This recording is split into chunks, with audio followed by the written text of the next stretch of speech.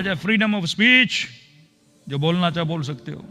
ابھی میں اٹلی سے ہو کے آیا کہ مولانا ہمیں کا جلوس نکالنا نکالو، لیکن فلاں کنٹری کا نام تمہارے بل بورڈز پہ نہیں آنا چاہیے. پھر وہی فور شیڈول والا حال ہوگا، اکاؤنٹ وکاؤنٹ ہر چیز کیا ہو جائے گی، فریز ہو جائے گی. حق گوئی، حق کو اعلان کرنا، حق کا ساتھ دینا، ایون صرف یہ بولنا کہ حق کس کے ساتھ ہے، مظلوم کون ہے، ظالم کون ہے، یہ بھی نہیں بول سکتے کہ ظالم کون ہے. سینسرشپ، سینکشنز، لاکھوں پرابلمز کریٹ کی جاتی ہیں. فرمایا وَتَوَاصَوْا بِالْحَقِّ وَتَوَاصَوْا بِالصَّبْرِ. ہاں حق کا اگر ساتھ دو گے، اگر زینبی کردار بنانا ہے تو پھر بچے بھی مارے جائیں گے. ہاں حق کا ساتھ دو گے پھر علی اکبر بھی مارا جائے گا. ہاں سیدہ کا ساتھ دو گے یہ سختیاں بھی آئیں گی. مالک ابن نویرہ کا قصہ پڑھائیے اپنے بچوں کو، بتائیے کہ یہ تھاٹ تھی رسول کے بعد، یہ امت تھی جو رسول کے بعد آئی. اب آپ اس امت سے امید رکھو کہ مسلمان ترقی کرے گا، امپاسبل ہے. رزلٹ امیر المؤمنین کو اسی وقت نظر آ رہے تھے، کربلا اسی وقت نظر آ رہی تھی کہ آپ نے ایک بہت عالی شان بلڈنگ بنائی، آپ نے اس پہ ملینز آف ڈالرز لگائے کہ میں ایک بہت بڑا سینٹر بنا رہا ہوں، کوئی کمیونٹی سینٹر بنا رہا ہوں، کوئی امام بارگاہ بنا رہا ہوں، کوئی مسجد بنا رہا ہوں، بلینز آف ڈالرز رکھے. لیکن آپ نے ہیڈ آف دا سوسائٹی اور ہیڈ آف دا سینٹر کسی ان پڑھ جاہل کو رکھا. تو ایک پڑھا لکھا آدمی بولے گا مجھے نظر آ رہا ہے 20 سال کے بعد کیا ہوگا. ابھی آپ کو سمجھ نہیں آ رہی، after 20 years, after 60 years, after 50 years آپ یہاں پہنچو گے. بچے کو جب آپ بولتے ہو بیٹا اسکول میں آپ نے ایڈمیشن لی ہے، اگر آپ پڑھائی نہیں کرو گے، نائٹ آف دا ایگزام آپ فٹ بال کھیلو گے، آپ کرکٹ کھیلنے چلے جاؤ گے، تو میں ابھی سے آپ کو رزلٹ بتا رہا ہوں کہ فیل ہو جاؤ گے. بولے بابا آپ کے پاس کوئی علم غیب ہے؟ علم غیب کی ضرورت نہیں، اللہ نے 2+2 انسان کو کیا دی؟ عقل دی ہے. اگر جاہلوں کو مسند پہ بٹھاؤ گے تو نظر آ رہا تھا کہ یہ اپنے نبی کے نواسوں کے قاتل بنیں گے، کیونکہ علم نہیں تھا. مالک ابن نویرہ نبی کا صحابی کو، نبی کے صحابی کو قتل کرے، یہ اور وہ. تو دیکھیے کیا حال کیا. صرف مالک نہیں ہے، کتنے اصحاب رسول جنہیں قتل کر دیا گیا. جب قصہ نبی کی بیٹی سے شروع ہوا اصحاب تک آیا، جب اصحاب تک آیا تو نبی کے نواسوں تک آیا. امت کمپلیٹ ذلت اور رذالتوں کا سفر کر رہی ہے اور آج تک کر رہی ہے. کیوں کر رہی ہے؟ کیونکہ امت نے آل رسول کے در کو کیا کر دیا؟ چھوڑ دیا. فرمایا 2 چیزیں تمہارے درمیان چھوڑے جا رہا ہوں، کتاب اللہ و عطرتی، بک آف گاڈ اللہ کی کتاب اور اپنی عطرت. اب کچھ لوگوں نے کتاب کو لیا. کتاب اگر اہل بیت کے سائے میں نہ ہو تو یہ کتاب گمراہی دیتی ہے، آپ کو ہدایت نہیں دے سکتی. یضل بہ کثیرا و یہدی بہ کثیرا. یہ فتوے کہاں سے نکلتے ہیں؟ اسی کتاب سے. گمراہی کہاں سے ہوتی ہے؟ اسی کتاب کی آیتوں کو پڑھ پڑھ کے مسلمانوں کو گمراہ کیا جاتا ہے. کیونکہ کس کے سائے میں نہیں ہے؟ اہل بیت کے سائے میں. اور بالکل برعکس ہے، یہ صرف اہل سنت کے لیے نہیں ہے. اگر تم نے بھی اہل بیت کو لیا بٹ بک آف گاڈ کو چھوڑ دیا، اللہ کی کتاب کو چھوڑ دیا، تو تم بھی اسی طرح گمراہی میں جاؤ گے جس طرح وہ گمراہی میں گئے ہیں. کہ مولانا میں نے دامن امیر المومنین کو پکڑا ہے تو مجھے ہدایت مل جائے گی. علی کا دامن، دوسرے ہاتھ میں قرآن کا سہارا. یہ نہیں ہو سکتا کہ آپ اہل بیت کی تعریف کرو پر قرآن کو چھوڑ دو. کیونکہ جب عقیدہ بیان کرو گے وہ کس کے سائے میں ہونا چاہیے؟ قرآن کے سائے میں ہونا چاہیے. پھر ایسے ایسے مکاتب، کبھی صوفیوں کے نام پہ، کبھی غلف کے نام پہ، پھر ایسی ایسی وادیوں میں انسان چلا جاتا ہے، کیونکہ اصول قرآن بتائے گا. صراحتاً آپ کے چھٹے امام فرماتے ہیں اگر ہمارا کوئی قول قرآن کے اصولوں سے ٹکرائے تو فرمایا اسے دیوار پہ مارنا، کیونکہ یہ میرا قول ہو ہی نہیں سکتا جو قرآن کے اگینسٹ چلا جائے. تو قرآن اتھینٹک بک ہے. اگر مجھے ہسٹری سے کوئی بات پتا چلے، کوئی یہ بولے کہ امیر المومنین نے یہ کہا، اب میں اس کو کس سے ملاؤں گا؟ قرآن سے ملاؤں گا. امت نے جو یہ کہے کہ ہم نے قرآن، ایک حدیث کی مثال دے رہا ہوں، اس ٹاپک میں داخل نہیں ہونا چاہ رہا، لیکن صرف مثال دے کے آپ کو بتا رہا ہوں کہ فکروں کو جامد کیسے کر دیا گیا. قرآن کی ایک آیت ہے، اطیعوا اللہ واطیعوا الرسول واولی الامر منکم. دیکھو آیت ہے نا. اب فکر کو اگر جامد کرنا ہے، فریز کرنا ہے، معاشرے کو جاہل بنانا ہے، آپ اس آیت کے ذریعے بنا سکتے ہو. اللہ کی اطاعت کرو، رسول کی اطاعت کرو، مطلب اللہ کی جو اللہ کہے کرنا ہے، جو رسول کہے کرنا ہے۔ اللہ کہے نماز واجب پڑھوں گا، اللہ کہے روزہ رکھوں گا، اللہ کہے حج واجب ہے جاؤں گا۔ وَأَطِیعُوا الرَّسُولَ، پھر جو اللہ کا رسول کہے وہ کرو، حکم جہاد دے جانا پڑے گا۔ فرمایا تمہارے نفسوں کا مالک ہے، اگر نبی کہے کہ بیوی کو چھوڑ دو چھوڑنا پڑے گا، اگر مال تمہارا ہے نبی تم سے لے لے تمہیں دینا پڑے گا، کیونکہ رسول ہے، اس کی اطاعت تمہارے اوپر کیا ہے؟ واجب ہے۔ وَأُولِي الْأَمْرِ مِنْكُمْ، اور تیسری اطاعت تمہارے اوپر واجب ہے، یعنی سیم تین اطاعتیں آ رہی ہیں نا، اللہ کی اطاعت، رسول کی اطاعت، اب سیم ٹو سیم اس کی اطاعت بھی ہے۔ اور تم میں سے جو صاحب امر ہو اس کی اطاعت بھی تمہارے اوپر کیا ہے؟ واجب ہے۔ اب بھائی صاحب امر کون ہے؟ رسول کا تو پتا ہے، اللہ کو تو سمجھ گئے، لفظ اللہ جس کا ذکر نماز میں کریں، قرآن میں کریں، حج پہ جائیں لبیک اللہم لبیک، پتہ چل گیا۔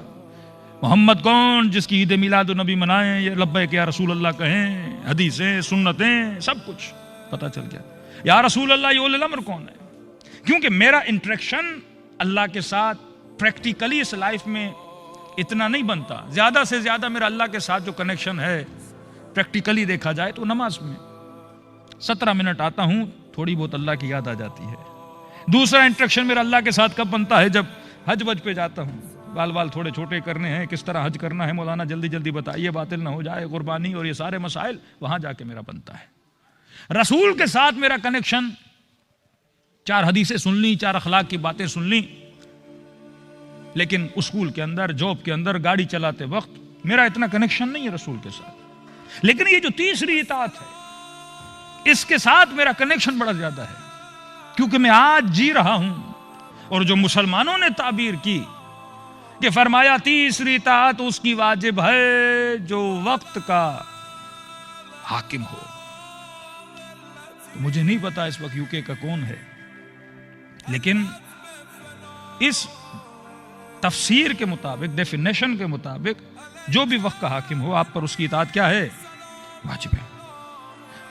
عین ایسے جیسے رسول کی اطاعت، جیسے اللہ کی اطاعت، ویسے ہی وقت کے حاکم کی اطاعت آپ پر کیا ہے؟ واجب ہے۔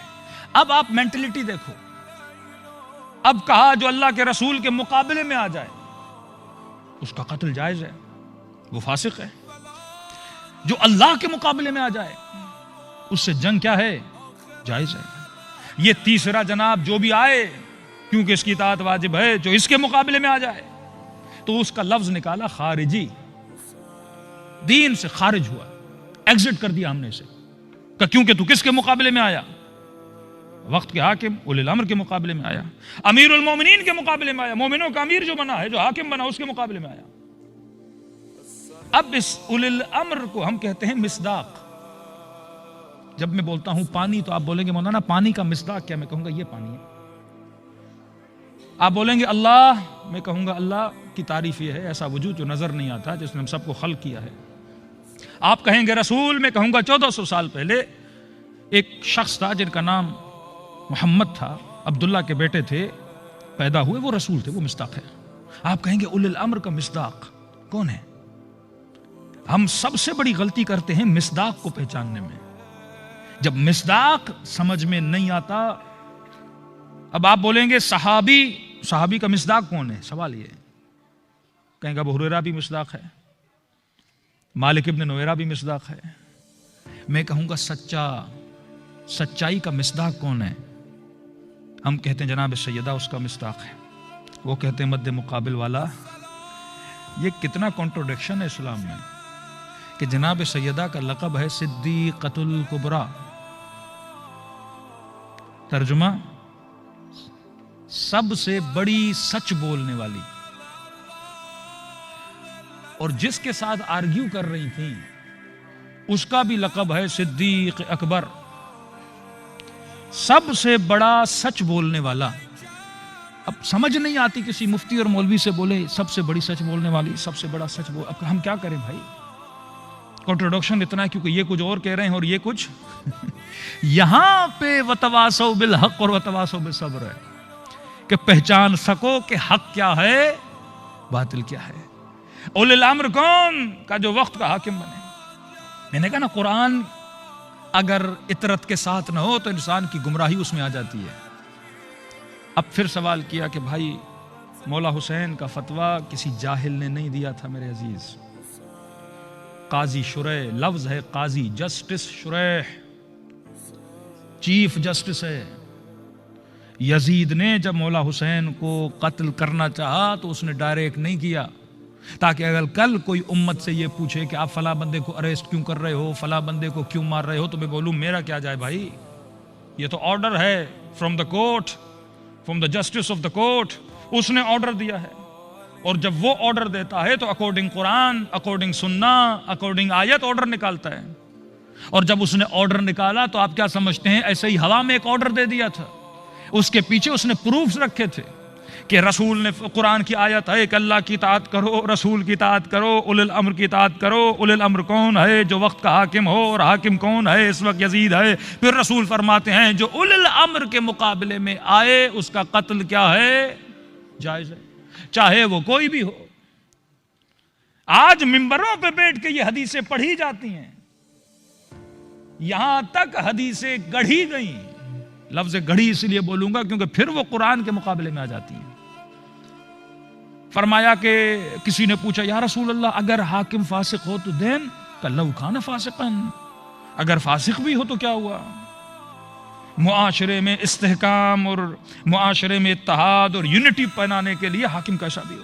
پھر کہا رسول نے یہاں تک کہہ دیا اگر حبشی غلام ہو، اگر اس کا کان کٹا ہوا ہو، اگر اس کے بال کشمش کی طرح گول ہوں، اگر فاسق بھی ہو، تمہارے اوپر اس کی اطاعت کیا ہے؟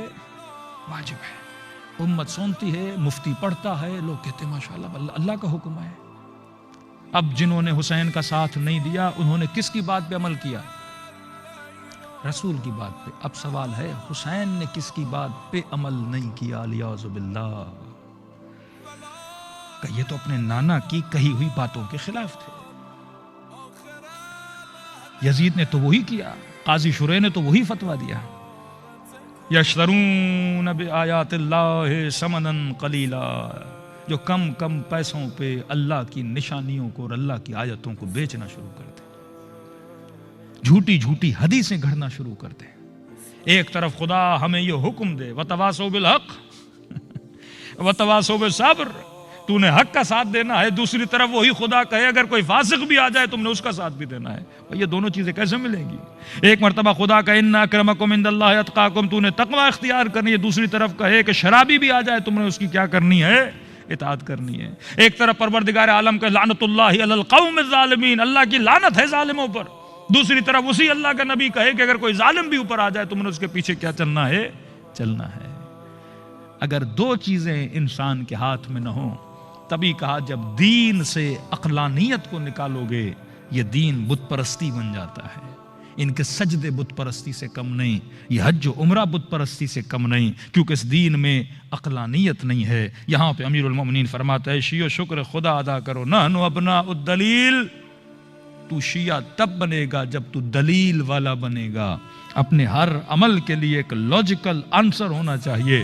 دلیل یا قرآن سے ہو یا سنت رسول اور کلام اہل بیت سے ہو، اور خیال کرنا اگر کلام یا رسول کے کلام سے ہے اس کا ٹکراؤ قرآن کے ساتھ نہیں ہونا چاہیے. دا فائنل ورڈز، جو آخری سینٹنس اور ورڈز ہیں وہ صرف پروردگار عالم کے ہیں. ہر کلام کو آپ نے قرآن کے ساتھ ملانا ہے. اور یاد رکھو قرآن قصوں کی کتاب نہیں ہے، کہانیوں کی کتاب نہیں ہے. 1,01,24,000 نبی آئے، خدا نے ہر نبی کا قصہ نہیں سنایا. کیوں نہیں سنایا؟ کیونکہ ریپیٹڈ قصے تھے. خدا نے ان ہزاروں قصوں میں سے جو اثر انداز قصے تھے وہ تمہیں سنائے کہ دیکھو نوح کا قصہ پڑھو، دیکھو اس کی قوم کیوں تباہ ہوئی. ابراہیم کے لیے آگ کو گلزار بنا دیا کیونکہ موحد تھے، کیونکہ توحید پرست تھے، کیونکہ ابراہیم نے توکل کس پہ کیا تھا؟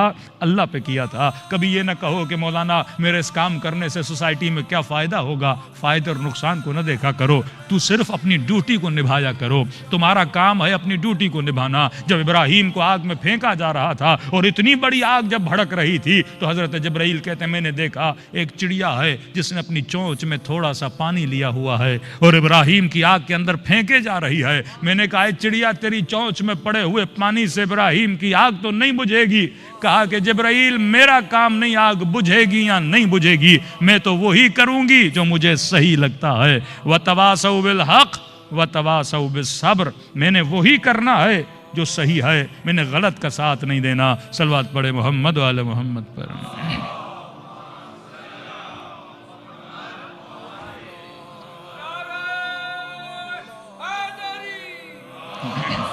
ہم نے صحیح کا ساتھ دینا. ایک لفظ ربط مصیبت.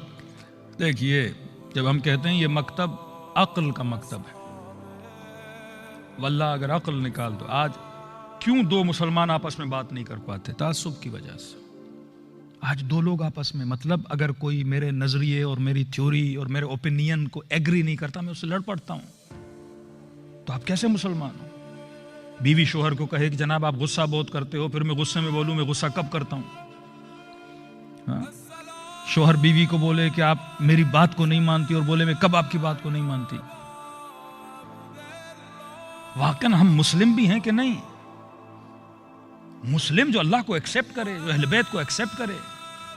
مسلم وہ جو اپنی بات کو آگے نہ رکھے, اللہ کی بات کو آگے رکھے.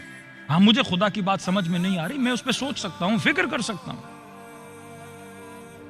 قرآن اگر کوئی حکم دے رہا ہے میں نے اس کو ایکسپٹ. وسلموا تسلیما, تسلیم ہو جانا ہے آپ نے. لیکن ہمارے درمیان بھی تعصبات ہیں. وہ قومی تعصب, وہ بیٹے کے لیے, وہ بیٹی کے لیے, وہ خاندان کے لیے, وہ نسل کے لیے. یہ تعصب ایک آگ ہے, ایک دیمک ہے جو انسان کے ایمان کو جلا دیتا ہے. میں نے کہا بار برف جمی ہوئی ہو, اس کو گرمی دو گے پگھل جائے گی. ذکر اہل بیت اس گرمی کا کام کرتے ہیں. یہاں پہ آ کے تمہاری جمی ہوئی فکروں کو یہ ذکر پگھلا دیتا ہے. ہاں؟ آپ کو بلایا اسی لیے جاتا ہے کہ جناب یہاں آؤ بیٹھو. جو جمود تمہاری فکر کے اندر جمع ہوا ہے اس کو ذکر سیدہ سے پگھلانے کی کوشش کرو. کیوں فرمایا حدیث کے جملے ہیں کہ اللہ نے ذکر حسین میں وہ حرارت رکھی ہے, یہ حرارت کبھی نہیں بجھے گی تا قیامت چلتی رہے گی. مطلب ہم جو جم چکے ہیں, یہ ذکر ابا عبداللہ الحسین ہے جو ہماری ایک ایسی گرمی اور حرارت ہے جو انسان کے جمود کو پگھلاتا ہے. اسی فرش ازا سے ہم نے اتنے لوگوں کو سدھرتے ہوئے دیکھا. برسوں سالوں کی عادتیں ہم نے, ایسے لوگ جو طلاق کے قریب تھے لیکن ایک مجلس نے اتنا اثر ڈالا. کیونکہ ہماری ناراضگیاں بھی ہماری بری عادتوں کی وجہ سے, ہمارے ضد کی وجہ سے, ہماری انا کی وجہ سے, ہمارے گھروں کے بگاڑ بھی ہماری اپنا غرور, ہمارے اپنے تکبر, ہماری اپنی ضد کی وجہ سے. جب ہم اپنی ضد چھوڑ دیں اور اللہ کے حکم کو مانیں. کوئی بھی رشتہ جب ہوتا ہے تو اس میں ہم یہ ذہن میں رکھیں, یہ ٹاپک کل کا ہے, میں آج اس کو چھیڑوں گا نہیں. آپ کسی کے ساتھ معاملہ کرو, اس کو عربی میں بولتے ہیں عقد. میں نے گاڑی خریدی, آپ کو اس کے بدلے میں پیسے دیے, یہ عقد ہے. اب جب آپ عقد کرتے ہو تو اس کی کوئی شرائط ہے کہ اتنے دن میں واپس کر سکتے ہو, یہ کر سکتے ہو, وہ کر سکتے ہو. جب کوئی شادی کرتا ہے تو اس کو بھی عقد بولا جاتا ہے, جس کا کانٹریکٹ. آپ شادی کرتے ہو, کسی کے ساتھ کانٹریکٹ بنا رہے ہو, اور جب کانٹریکٹ بنا رہے ہو اس کی شرائطیں ہیں, کنڈیشنز ہیں. کچھ کنڈیشنز مرد رکھ سکتا ہے, عورت رکھ سکتی ہے. کچھ کنڈیشنز خدا نے پہلے سے رکھی ہوئی ہیں, ان کنڈیشنز پہ نو کمپرومائزڈ ہے. کچھ کنڈیشن ایڈیشنل کنڈیشنز ہیں, جیسے حق طلاق مرد کے پاس ہے, عورت شروع میں بول دیتی ہے کہ میں یہ رائٹ آپ سے لینا چاہتی ہوں, بٹ یہ رائٹ آف اس مرد کا رائٹ ہے, وہ دے یا نہ دے. اگر وہ سرنڈر کرتا کہتا ٹھیک ہے میں آپ کو دے رہا ہوں, یہ کنڈیشن آپ اس میں کیا کرتے ہو, ایڈ کر دیتے ہو. لیکن جو بیسک کنڈیشنز ہیں وہ اللہ نے بتا دی ہیں. The first condition, کمائے گا مرد, مطلب عورت کی ڈیوٹی نہیں ہے, مرد کمائے گا. عورت کی ڈیوٹی کیا ہے؟ فرمایا تربیت, بچوں کی تربیت, اولاد کی تربیت. ابھی ٹاپک لمبا, اس میں نہیں جانا چاہتا. لیکن آپ جو بھی رشتہ بناتے ہو اس کو عقد بولا جاتا ہے, کانٹریکٹ ہے. اس کانٹریکٹ کے توڑنے کا نام ہے ڈائیورس. آپ اس کانٹریکٹ کو کیا کرتے ہو, توڑ دیتے ہو. دین اگین اس کی کنڈیشنز. اب جب میں کوئی کانٹریکٹ کرتا ہوں, عقد کرتا ہوں, میں نے الہی کنڈیشنز پہ کیا کرنا ہے, عمل کرنا ہے. یہ نہیں ہو سکتا کہ میں کانٹریکٹ کر لوں دین بولوں اب میں اس چیز کو نہیں مانتا. یہ پھر بغاوت ہے کس کے ساتھ, اللہ کے ساتھ. جب آپ بولتے ہو لا الہ الا اللہ، دس دا کانٹریکٹ، اللہ کے ساتھ کانٹریکٹ کر رہے ہو، محمد رسول اللہ کانٹریکٹ کر رہے ہو، علی ولی اللہ، اہل بیت کے ساتھ کانٹریکٹ کر رہے ہو۔ بیعت ایک کانٹریکٹ ہے کہ مولا آپ میرے جان کے، میرے مال کے، میرے نفسوں کے کیا ہیں؟ مالک ہیں، یہ کانٹریکٹ ہے۔ اب جب کانٹریکٹ کر لیا میرے عزیز، اب ذمہ داری ہے۔ اسکول میں داخلہ لینا نہ لینا یہ آپ کی مرضی ہے، بٹ جب آپ نے ایڈمیشن لے لی، اب آپ کس کے رولز کو فالو کرو گے؟ اسکول کے رولز کو فالو کرو گے۔ لا اکراہ فی الدین، دین میں کوئی جبر نہیں، لیکن جب دین میں داخل ہو گئے اب جبر ہے کہ یہ تمہاری مرضی ہے مسلمان بننا ہے نہیں بننا، لیکن جب تمہاری عقل نے تجھے بتایا کہ اس اللہ کے علاوہ کوئی رب نہیں اور محمد اس کا سچا نبی ہے اور علی اس کا سچا امام ہے، جب ایڈمیشن لے لیا، اب کس کے کہنے پہ زندگی گزارنی ہے؟ اب ان کے کہنے پہ زندگی گزارنی ہے۔ میں مزاحن بعض مومنین کو کہتا ہوں، جب ہمارے مردے مر جاتے ہیں تو ہم ان کو قبروں میں دفناتے ہیں، اور شیعہ بالاخص ان کے کاندھوں کو پکڑ کے ہلا ہلا کے کہتے ہیں اسمع وافہم، سن اور سمجھ۔ 5 منٹ کے لیے سوچو، جو مر گیا وہ سنے گا کیا؟ جس کا سرٹیفکیٹ ہاسپٹل سے لے کر آیا کہ باڈی از ایکسپائرڈ، یہ ایکسپائر ہے، مطلب اب اس کی کان کام نہیں کر رہے، اب اس کا دماغ اور برین ڈیڈ ہو چکا ہے، کام نہیں کر رہا، اس کا ہارٹ ابھی چلتا نہیں ہے، میں اس مردے کو ہلا رہا ہوں۔ اسمع وافہم، سن سمجھ، تجھ سے پوچھا جائے گا تیری کتاب کون سی ہے، تیرا رب کون ہے، تیرا امام کون ہے، تیرا نبی کون ہے۔ میں نے کسی جوان کو کہا، مجھے یہ بتاؤ، دنیا کی ایک یونیورسٹی دکھاؤ جو ایگزام لینے سے پہلے پرچہ لیک کر دے۔ ایک اسکول دکھاؤ مجھے جو بچے کو بولے کہ کل ہم آپ سے یہ ایگزام لیں گے، یہ 4 اس کے کوشچنز ہیں، دین یہ 4 آنسرز ہیں۔ میں نے کہا یہ تو چیٹنگ ہے بھائی، دنیا کی کوئی یونیورسٹی بھی اتنی چیٹنگ نہیں کرے گی۔ یہ کیسی چیٹنگ ہے کہ ہم ابھی مرے نہیں، ہمیں پہلے سے بتایا جا رہا ہے تجھ سے یہ پوچھا جائے گا، اور ہم کتنے مطمئن ہیں کہ بھائی یہ تو بڑے سمپل سے کوشچنز ہیں۔ جو اٹھتے بیٹھتے یا علی کہے، اس سے بولے تمہارا امام کون ہے، وہ تو بول دے گا علی یو امامی۔ جو رمضان میں قرآن کے سپارے پڑھے، اس سے پوچھا جائے گا کتاب کون سی، کہے گا قرآنو کتابی اللہ ہو ربی محمدو نبی، کہ بس فرفر جواب اور سیدھا جنت۔ اتنا آسان معاملہ ہوتا، جب تجھے بھی پتا ہے پرچہ لیک نہیں کرنا، خدا کو نہیں پتا۔ دراصل یہ مردے کو نہیں ہلایا جاتا، اس مردے کے اوپر جو زندہ کھڑے ہیں نا، ان مردوں کو ہلایا جاتا ہے۔ اتنے مردوں کو دفنانے کے بعد پھر بھی میں زندہ نہیں ہوتا۔ جب کسی نے اپنے والد کو خواب میں دیکھا کہ بابا قبر میں یہ سوال ہوئے، آنسر دیے کہ بیٹا دیے، کیا ہوا؟ کہ جب مجھ سے پہلا آنسر ہوا نا کہ بتا تمہاری کتاب کون سی ہے، میں نے کہا قرآن، کا آنسر کا دینا تھا اور وہاں سے ان کا مجھے مارنا تھا۔ کہ اتنا ملائکوں نے مجھے اس آنسر پہ مارا کہ مجھے شک پیدا ہوا کہیں میں غلط آنسر تو نہیں دے رہا۔